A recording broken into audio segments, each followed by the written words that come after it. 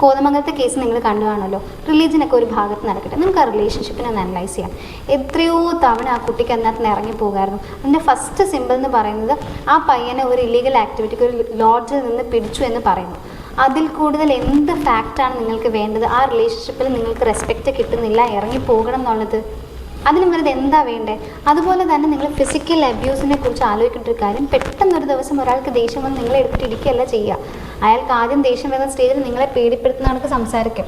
രണ്ടാമത് അയാൾക്ക് ദേഷ്യം വരുമ്പോൾ നിങ്ങളിരിക്കുന്ന ഭാഗത്തേക്ക് ഒരു സാധനം എടുത്തെറിയോ, അല്ലെങ്കിൽ നിങ്ങളുടെ പുറകിലെ ഭിത്തിയിലിരിക്കുക, നിങ്ങൾ കിടക്കുന്ന കട്ടിലിരിക്കുക. ഇതൊക്കെയാണ് ആദ്യത്തെ സൈൻസ്. അത് കഴിഞ്ഞിട്ടാണ് അയാൾക്ക് നിങ്ങളുടെ മേളിൽ കൈ വെക്കാനുള്ള ധൈര്യം കിട്ടുക. ഒരിക്കൽ ആ കൈ വീണിട്ടുണ്ടെങ്കിൽ, ആ കൈ വീഴാൻ നിൽക്കല്ലേ, ആ കൈ ഇങ്ങനെ പൊക്കിയിട്ടുണ്ടെങ്കിൽ കണ്ണും പൂട്ടി ഓടിക്കോ, തിരിഞ്ഞു നോക്കല്ലേ. Once a physical abuse start, അതിനൊരു എൻഡ് ഉണ്ടാവില്ല. അതുപോലെ തന്നെ എനിക്ക് ഏറ്റവും സങ്കടം വന്നത് ആ കുട്ടി മരിക്കുന്നതിന് മുമ്പ് കത്തെഴുതുന്ന ആ പയ്യൻ്റെ അമ്മയ്ക്കാണ്.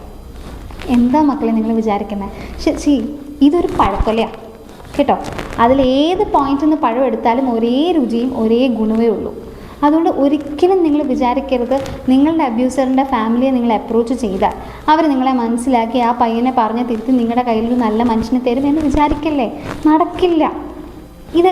ഇതൊക്കെ കൂട്ടിപ്പിണഞ്ഞ് കിടക്കുന്നൊരു സംഭവമാണ്. നിങ്ങൾക്ക് ആകെ ചെയ്യാൻ പറ്റുന്നത് ഇറങ്ങിപ്പോവുക. ഉള്ള ജീവനും ഉള്ള സമാധാനം കൊണ്ട് ഇറങ്ങിപ്പോയി സ്വന്തമായി ലൈഫ് കെട്ടിപ്പിടുക്കുക. ലൈഫ് ഭയങ്കര ബ്യൂട്ടിഫുൾ ആയിട്ടൊരു സാധനമാണോ. നിങ്ങൾ ജീവിച്ച് തുടങ്ങുക, ആസ്വദിച്ച് തുടങ്ങുക ലൈഫ്. നിങ്ങൾ എന്താ ഓർക്കണേ? നിങ്ങൾ സൂയിസൈഡ് ചെയ്യുമ്പോഴത്തേക്കും ഈ ആൾ മനം മാറി നല്ല മനുഷ്യനായി മാറുന്നു. ഒന്നും സംഭവിക്കാൻ പോകണില്ല. കുറച്ച് നാളിങ്ങനെ കേസും കൂട്ടൊക്കെ ആയിട്ട് നടക്കും. അത് കഴിഞ്ഞിട്ട് അയാൾ അടുത്ത ആളെ തേടി പോവും. അല്ലാതെ യാതൊരു മാറ്റവും വരില്ല. നഷ്ടപ്പെടുന്നത് നിങ്ങൾക്കും നിങ്ങളുടെ കുടുംബത്തിനും മാത്രമാണ്. Don't go for that. Build your life, build your confidence, walk out.